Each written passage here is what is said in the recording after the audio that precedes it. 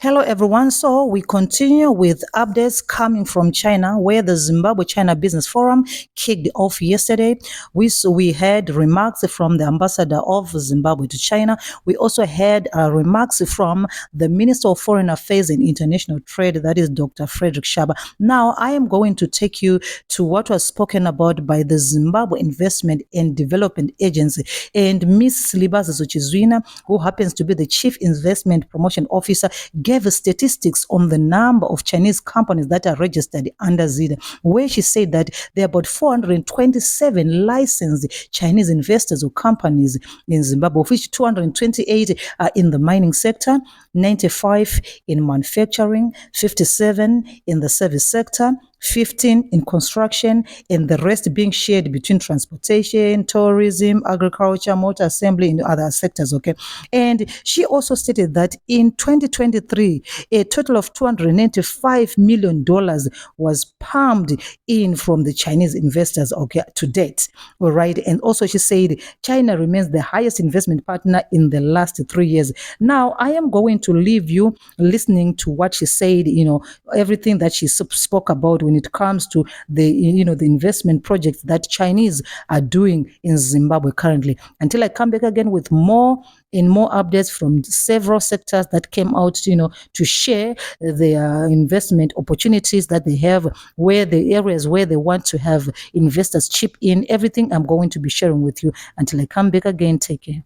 I'm going to take advantage of the protocol set by the directors of the ceremony and ride on that protocol. My name is Silibazi Zochizwina, and I am the Chief Investment Promotion Officer for ZIDA.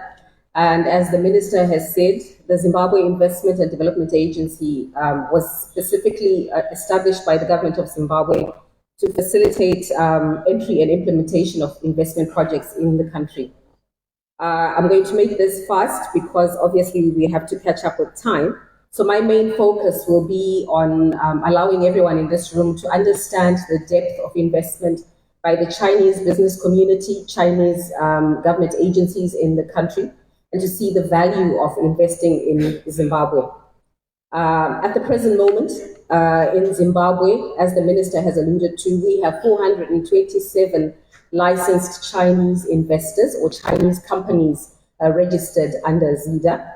Of those, 228 are in the mining sector, 95 in manufacturing, 57 in the services sector, and construction has 15, with the rest shared between transport, energy, agriculture, and tourism.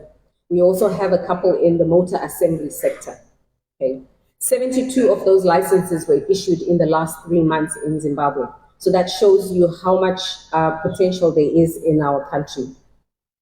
In total, in the year 2023, $295 million has come through from Chinese investors. China remains our highest investment partner in the country. For the last 3 years, they have taken that position of pole position number 1. In 2022 alone, we estimated or calculated $1.3 billion worth of investment came through from Chinese investors. While in 2021, because of COVID, obviously, we had about 120 million come through. However, in the year 2020, we were at $547 million worth of investment that came from China. Our highest investor to date is a $900 million iron and steel plant, which is currently under establishment and estimated to produce 500,000 metric tons of steel by November of 2023. And this is from Dinson Iron and Steel Company.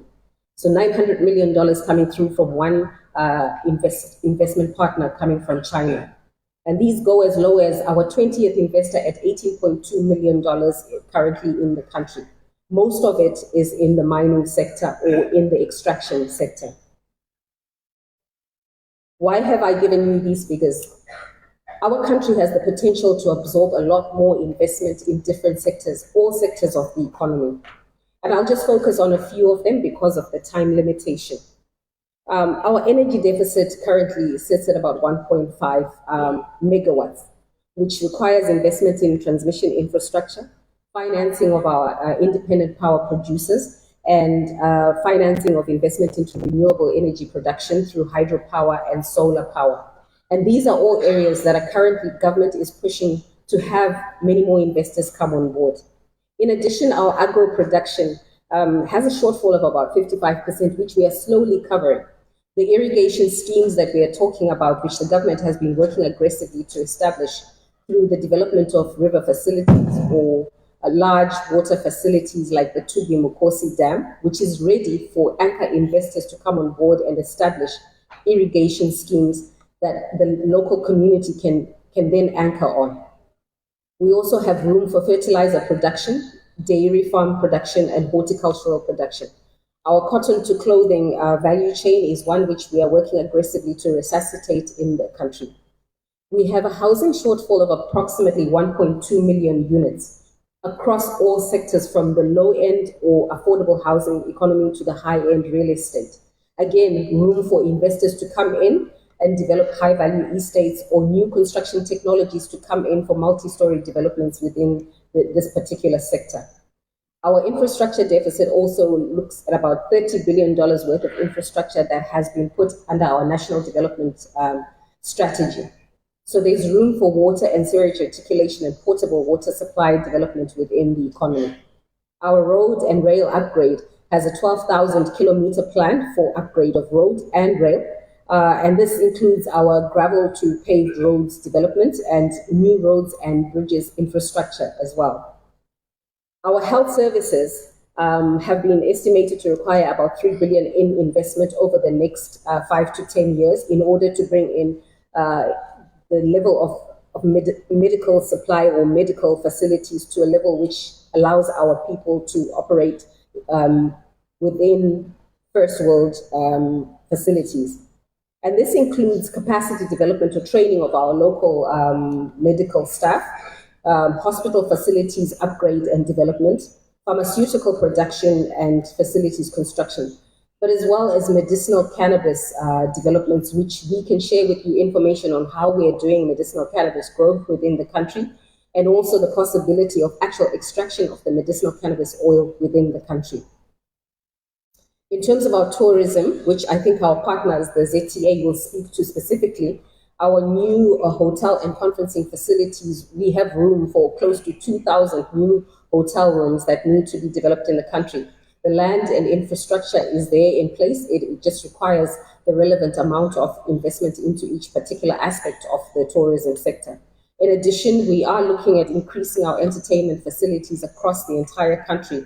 And these are the opportunities that are there for any investor who is coming into the country. All this information that I've just given you is an overview of what is available to a potential investor coming from China. And we are available as ZIDA over the next few hours to share with you digitally information on how you can actually come into Zimbabwe and be registered as an investor, and how we will facilitate and help you go through the whole process. In addition, we'll give you the actual projects that each particular aspect of the economy has to offer, either through partnership with the government or partnership with private sector players in the country.